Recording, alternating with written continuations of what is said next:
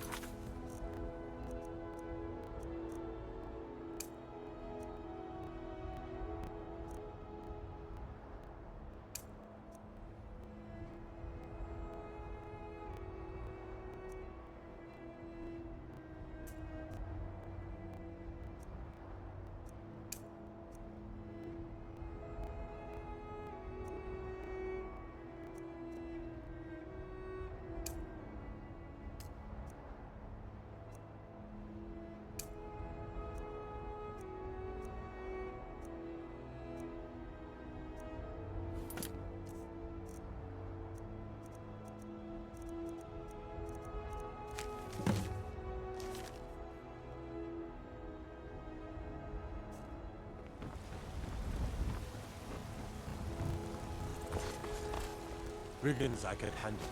Let's talk of dragons. World's gone mad.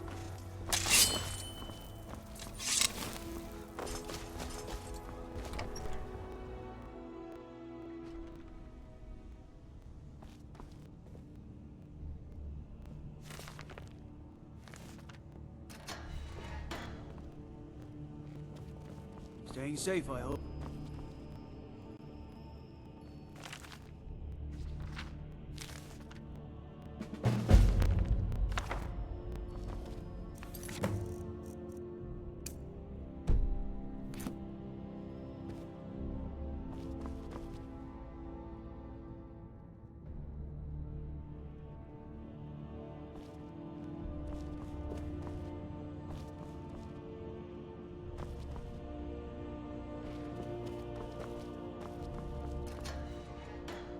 Tidings, weary traveler. These days it's not often I get approached, at least by other men. They call me Larkspur. That name should tell you anything you need to know, and everything you want to believe.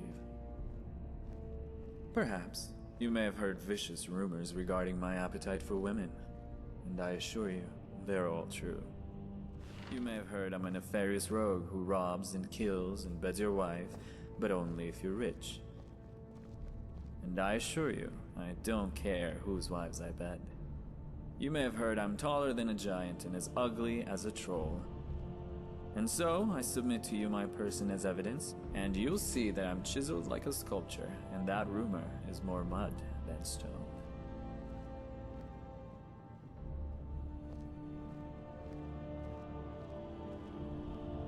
Then consider yourself blessed. You can hear the story of Larkspur from the one who lived it. Would you believe me if I said I came here for the company? Such a statement would be made in jest, of course, but not entirely false. I do indeed come here for the company, but only to mock it.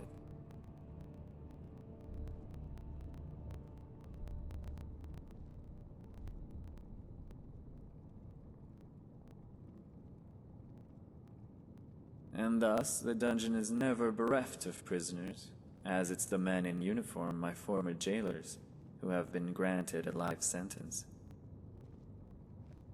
I'm a bandit, a thief, which might strike you as odd, considering this dashing head of mine is still attached to its body. After all, in this land, only the rich get a trial, whether your capital is coin or politics. My pursuers couldn't execute me because I turned myself in. I turned myself in because the Jarl can't risk an execution. With the civil war going on, there's too much turmoil, and the Jarl knows his chair isn't exclusive to his bottom. To execute a bandit who sacks finely clothed men and spreads the coin among the people, well, that won't make that chair any more comfortable.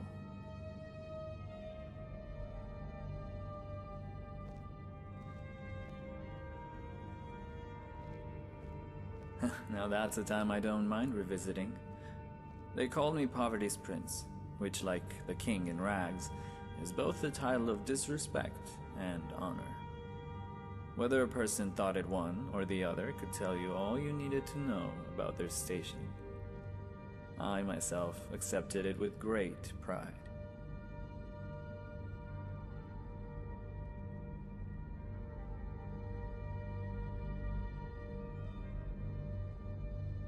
What you say is true, and why I'm no true hero. I only wish I could have given more to the ones who needed it most. Now that's a time I don't mind revisiting. They called me Poverty's Prince, which, like the king in rags, is both the title of disrespect and honor. Whether a person thought it one or the I myself accepted it with Don't get me wrong. Yet, when I say you can call me a sap for not keeping all of it, but there are quite a few perks to be gained from fame. My mother. Truth is, I was a bandit before I was anything else. The bandit business was the family business, and I've been a no-good bandit since birth. My parents made it seem so romantic when I was a child. They would return and tell me tales of great beasts and come back with the skins as proof. Most of the time, they brought back books they stole from caravans. They wanted a different life for me, but they weren't naive. They also taught me the trade, how to knock an arrow, shoot a troll between the eyes, and harvest its fat. As you might expect, I was a natural. They taught me how to kill a man, too, where the weak points were in his body and mind. How a simple illusion spell can pierce harder than any blade. When I went out on my own, however, I soon learned that the life of a bandit was far from romantic. There was no sense to the carnage. It didn't matter if you were rich or poor, armed or defenseless. If you walked the road, you paid the toll.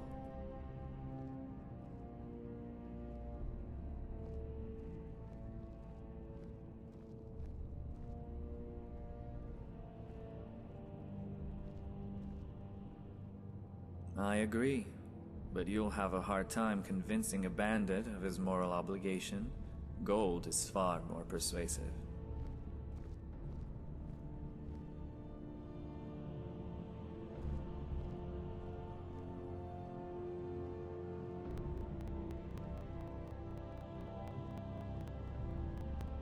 It all changed when I read a book called The Beggar Prince, and I realized the beggars with eyes and ears on the streets were the key. I took what money I had and befriended them. I learned of the comings and goings of the city's wealthiest merchants and the mercs they hired. Soon, my whisperers included the townsfolk in the market district and the farmers who worked outside the castle walls. I knew what shipment was going out and when.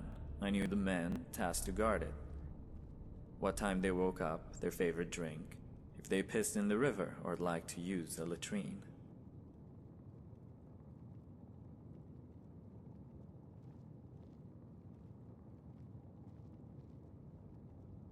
Gathering the muscle for the job was easy.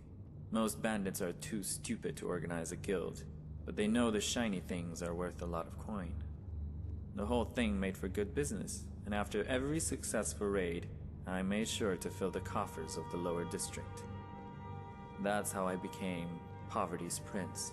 I merely invested in the very beggars and workers that the wealthy try so hard to ignore.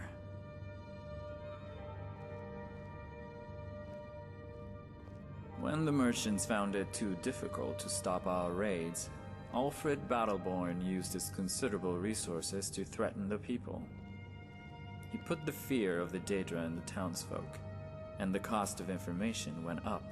Plus, the information we did get was unreliable.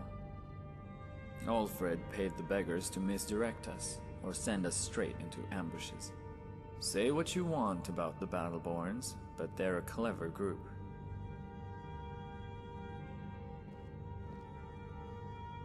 Because I'm rather confident they want me in their bed. And why not? I'd go to bed with me, and I don't even like men. I'm even running out of lavender flowers to leave on their beds. A little gay. It's my signature, you see. It gives them a token to remember me by, and it helps me from making the mistake of bedding the same woman twice.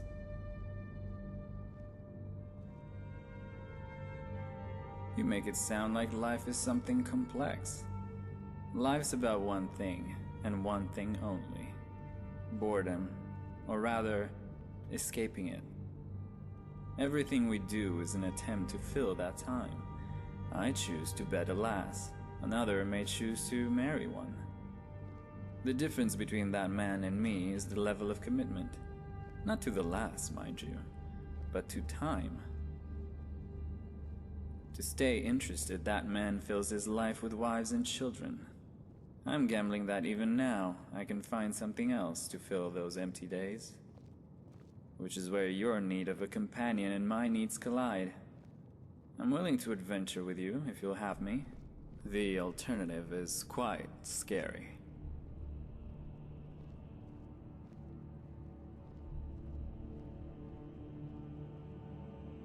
What's there to say? The people of Whiterun think Oh, this my is a time here was companion sham, mod.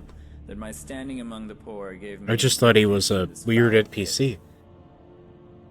I admit, I too thought as much, and went so far as to tell those who supported my cause not to fret. I'm gonna be honest with you. I thought I'd live as the I Jarl have of the dungeon with all hundreds the of food I could mods eat and all the ale active I right could now. drink. I have no clue what I have. There could be like 1,000,001 different versions of this guy here. I wouldn't The know. guards aren't beholden to some idealistic sense of honor. They just want to fatten their coin purse. A guard is only concerned with following the orders of the man who pays him, and I'm not referring to the Jarl. That's putting it a bit mildly. They beat me, starved me, and they gave me a health potion so they could beat me some more. When I refused to drink, they brought in a healer to restore me so that I'd survive another round of torture. It was a foul trick. The burns, the scars, none of it remained to show the horror of what I endured. I'm afraid I would have lost my sanity completely if not for the kind words of the man in the cell next door.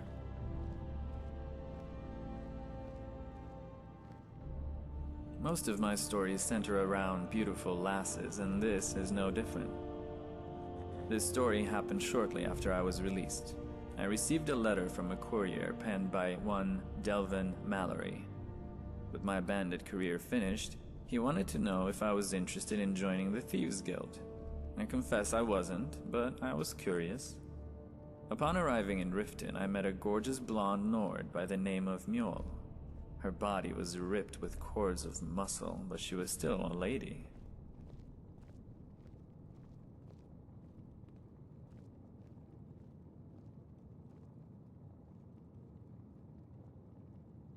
I chatted with this tall drink of a woman, and learned she was far too righteous for one so filthy as I. Of course, that never stopped me before. Yet, even as we talked, I could sense the eyes of another watching me. Now, I'm used to the wandering eyes of ladies, but these were filled with malice. That night, it's inside the guild that I met those eyes for the second time. Her name was Vex, and she said she had a job for me. Then she smiled. A rictus grin, so beautiful, yet so wicked. She never stopped smiling when she uttered the name of the mark. The name was Mjol. My heart was torn between these two women, the thief and the lioness. I yearned to have them both, yet it seemed I'd be forced to choose. According to Vex, Mjol was staying at a man named Aaron's house, some worthless cuckold who shadowed her around wherever she went. A visitor had informed Sounds Vex about right. that a bejeweled ship made of solid gold was kept in the guest room where Mjol slept. If I stole the ship, I'd prove my worth to the guild, and to her. I did what I always did when faced with a difficult decision. I went to the tavern and took in the noise. It's the silence that I can't abide. Something didn't sit right. Mjol didn't seem like the type to purchase what amounts to a big gold boat, and Aaron, I've met men like him. Spineless, meek, and hopelessly in love. The kind of man who'd never let a lass sleep in a guest room, just as a lass would never sleep with him. When I broke into the house that night, my suspicions were confirmed. I bagged Aaron's golden ship and returned to the Flagon the next morning. But this tale has a sad ending. For while Vex was pleased and Mjol unsullied, in the end, neither would submit to my charms.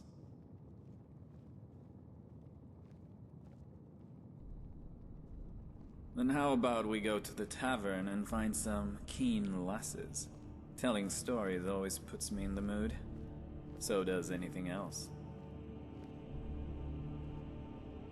Farewell. I'm gonna leave that guy here because I could think of better companions to have.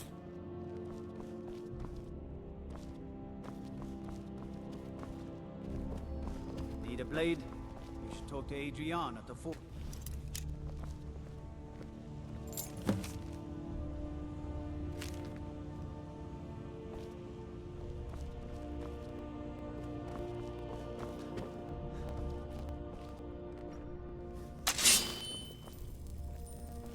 God might get nervous. If you need potions, you should try Arcadia's Cauldron. I think you need a potion of breath freshening. What do you need? I need you to back away.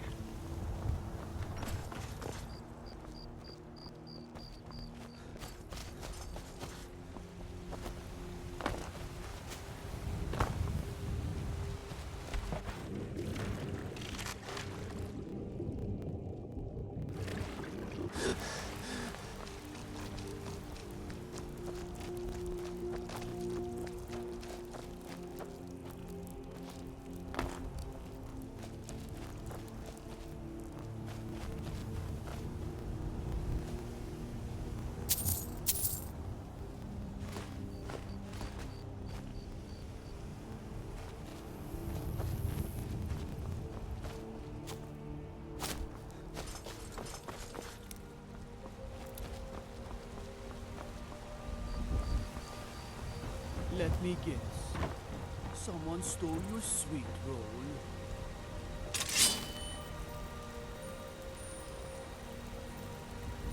You look tired, friend. The bannered mare has beds for rent.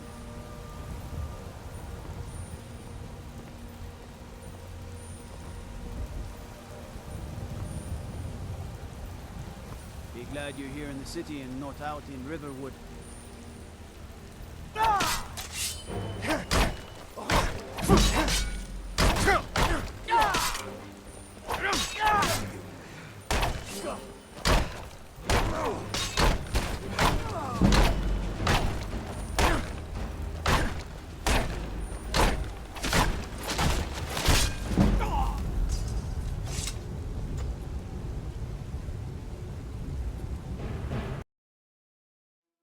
Almost lost my cool there.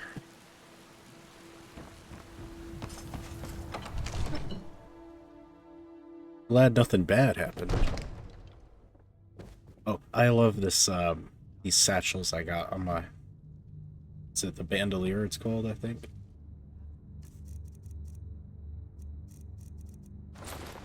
So before, I just had the backpack mod. And I got the arrows on the side. Yeah. But now I also have... Am I over encumbered? Yeah. I got pouches on the back. No one hanging from my shoulder.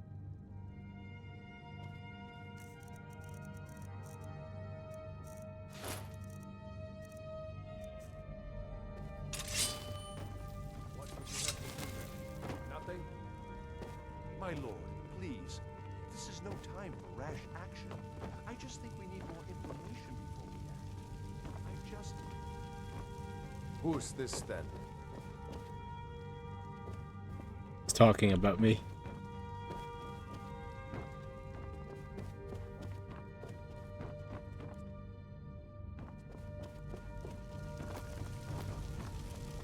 What's the Oh, meaning shit. of this interruption? I tried to get around her. Balgrup is not receiving visitors.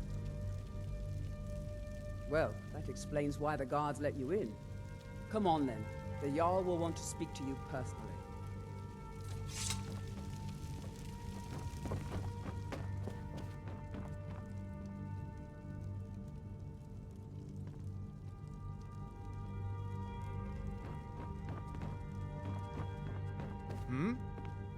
Make it quick. Take a look.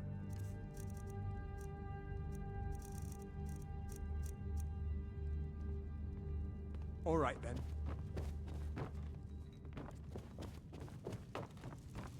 So, you were at Helgen.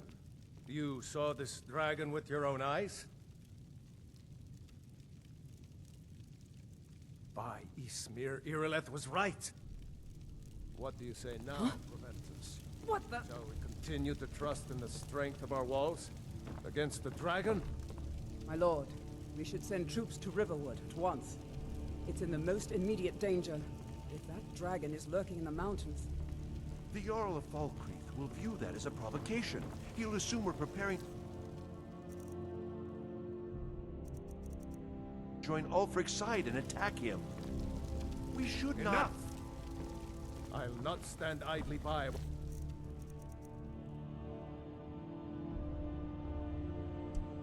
The dragon burns my hold and slaughters my people. Irileth, send a detachment to Riverwood at once. Yes, my Jarl. If you'll excuse me, I'll return to my duties. That would be best. Well done. You sought me out on your own initiative. You've done Whiterun a service, and I won't forget it. Here, take this as a small token of my esteem. There is another thing you could do for me. Suitable for someone of your particular talents, perhaps. Come, let's go find Farengar, my court wizard.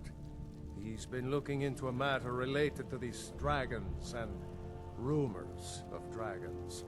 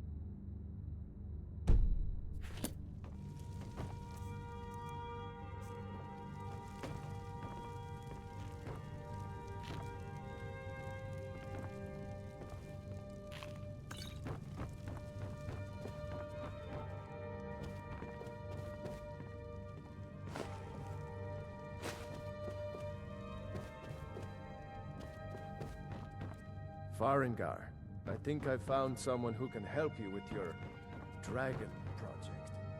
Go ahead and fill him in with all the details.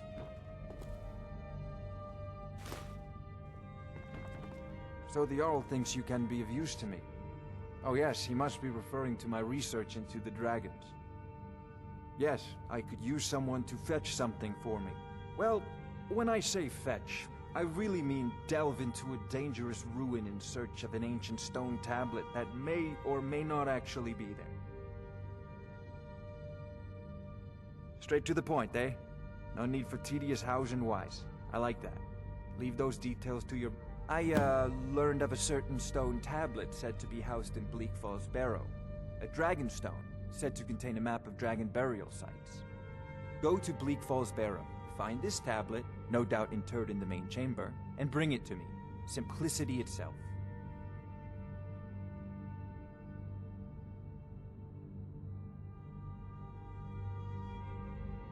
Spells and incantations for those with the talent to cast them.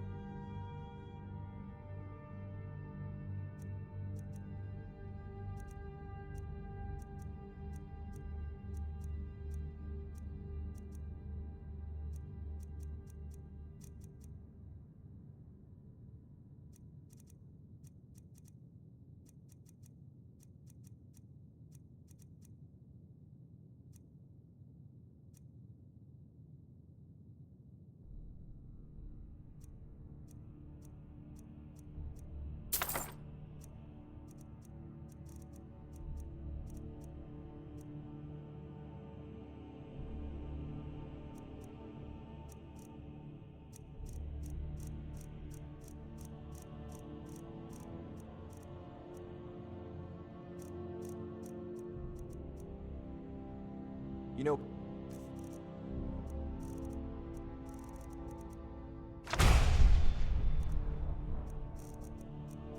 if you've got the aptitude, you should join the Mages College in Winterhold. Dragons. We need it quickly, before it's too late. Of course, Jarl Balgroof. You seem to have found me an able assistant. I'm sure he will prove most useful. Succeed in this, and you'll be rewarded. Whiterun will be your debt.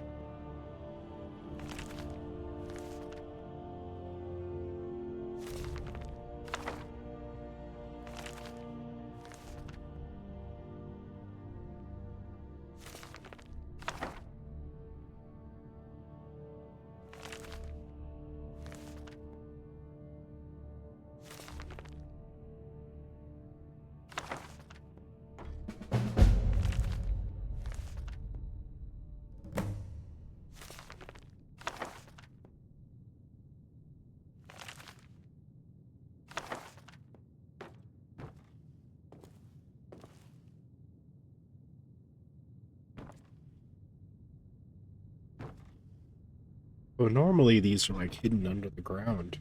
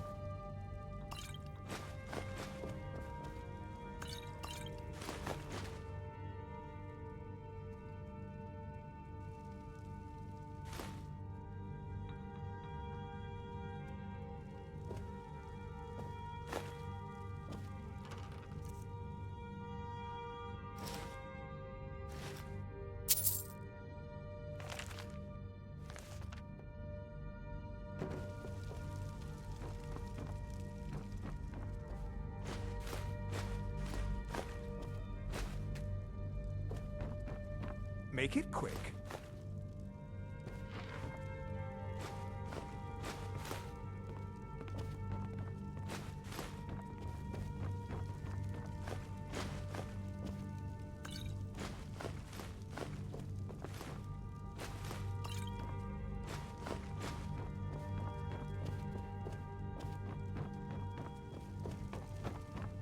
Bit late to be wandering around, isn't it?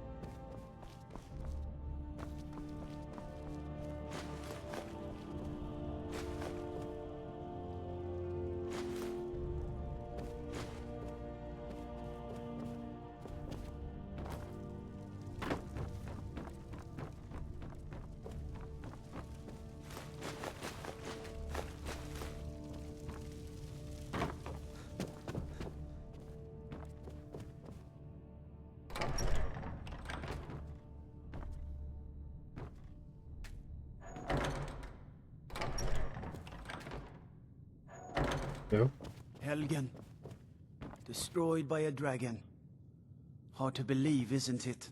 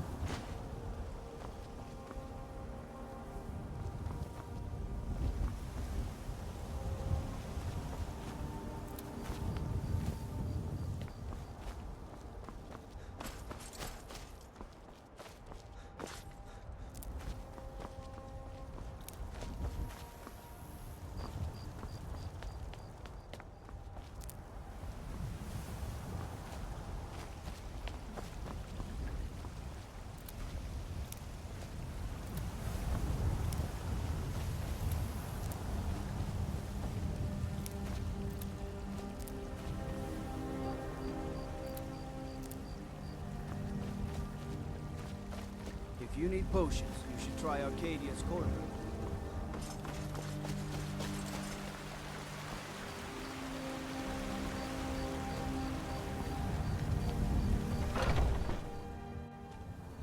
Come on in. Let me know if you need anything, or take a seat by the fire and I'll send someone else. If you're looking for the court wizard, I'm not him. Farengar is the one you want. If you wish to speak with him, you'll find him somewhere in the general direction of boredom. Now, if you'll excuse me, there's this invention called wine that requires my immediate attention. Oh, all right, if you must. As the Nords say, make it quick. Brevity would be my favorite word if it didn't have 3 syllables. Now, wine, that's a good word. Short, sweet, intoxicating. People love wine almost as much as they love whining. I'm one of those people. When he met the shield maiden Matilda, who said,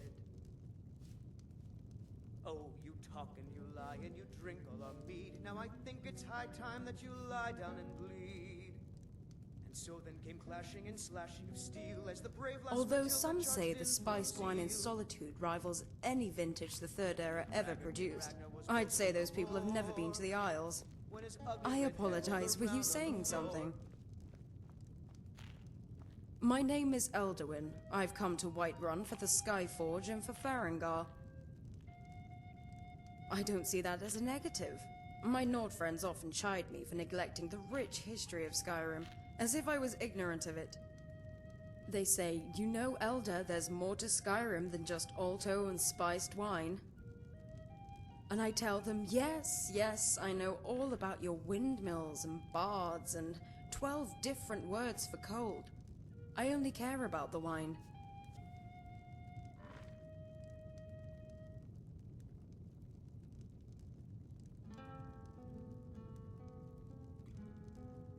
When it comes to examining wine, I'm still just a novice, although I have picked up the basics.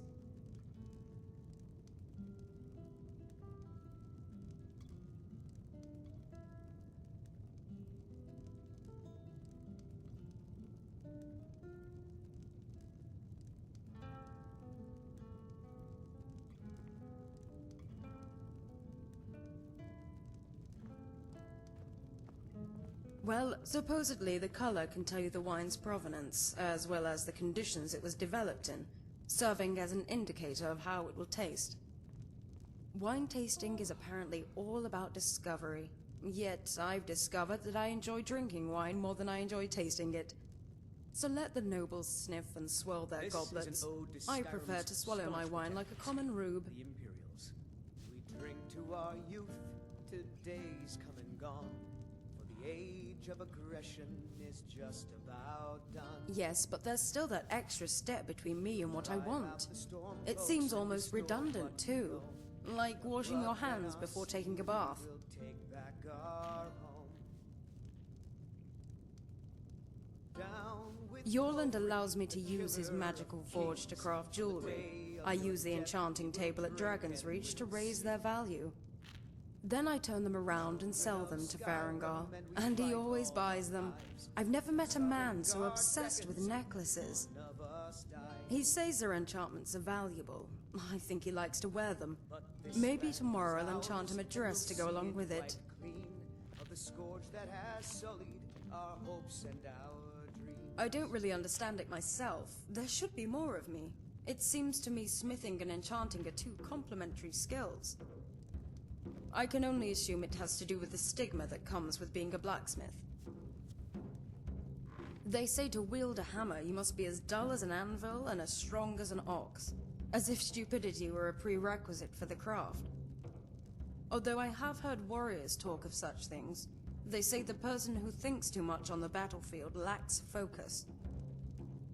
In battle, having an empty mind certainly makes you more decisive, but the forge is not something that requires you to act swiftly. But I do like the notion of intelligence being a weakness. Days come and gone. There are far too many mages who thumb their noses at common folk, as if worth was defined by the size of one's skull. Alchemists invented wine, farmers harvest the grapes, and smiths provide the tools. So, to me, each is worth more than all the mages in Winterhold. Down with Ulfric, the killer of kings. On the day of your death we will drink and we'll sing. We're the children of Skyrim and we fight all our lives. And when Sovngarde beckons, every one of us dies. Well, don't quote me on that. It does seem likely though, doesn't it? Some alchemist trying to invent a new health potion stumbles onto a recipe for liquid bliss.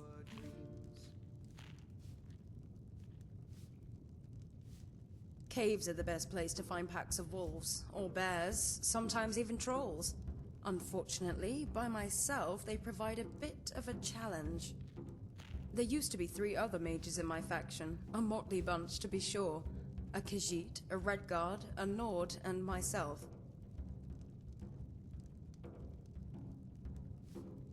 Four mages can be a formidable party, especially when their talents complement each other. As a result, I can afford to make mistakes. Mistakes like trading our last healing potion for a flask of wine. Not a problem when the Redguard was there to restore my wounds. Thankfully, the one talent I do have serves me well. It turns out most feral beasts in Skyrim are susceptible to fire. Victim to the squalls of battle, I'm afraid. It matters not if you are a novice or an archmage. All it takes is a single misstep. The Khajiit was first. We all knew it'd be him.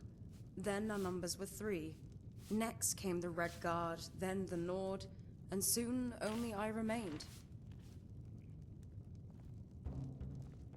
The Khajiit, Razan, was what we call a scroll mage. Not an ounce of magical talent, but one who desperately wanted to cast spells.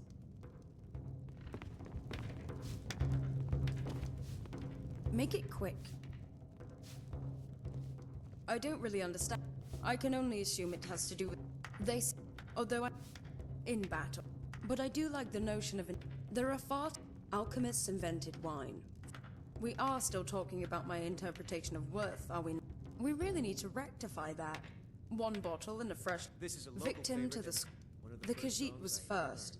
We all knew it'd be him. Then...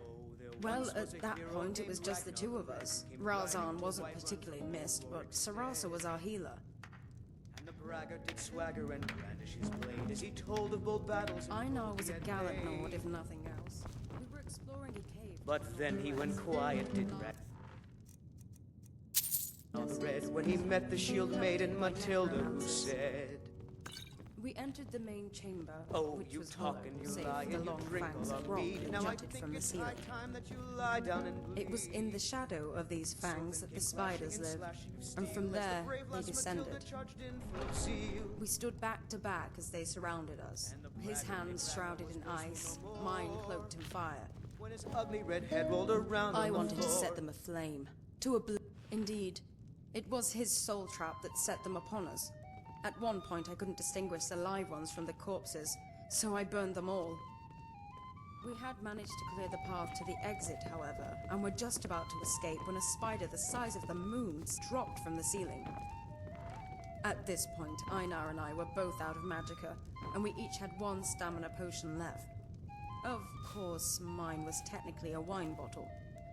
It was an old vintage from the wineries of the Isle that I was saving until death. Einar asked me if I wanted to trade. He said I wouldn't have much use for it, seeing as I was going to live a long, healthy life. That old romantic. He was sacrificing himself so I might escape. I could never say no to that man. He drank the wine, wiped his lips, and showed me his teeth one last time. They were stained and red, but I've never seen a smile so bright. Then he pulled out his dagger and drew the ugly beast's attention while I ran for the exit. Like I said, somewhere northeast of here. It had one of those typical Nord names like Icewind Gulch or something like that. And so then came clashing and slashing of steel as the brave lass Matilda charged in full of zeal. Big as saber cats, but those aren't the scary ones. It's the little ones that make me cast my flame cloak. The ones that crawl up your road. About time. What is it? Really? No doubt from that knave Larkspur, telling everyone that I'm a battle cat under the sheets. The truth is, I don't even remember any of it.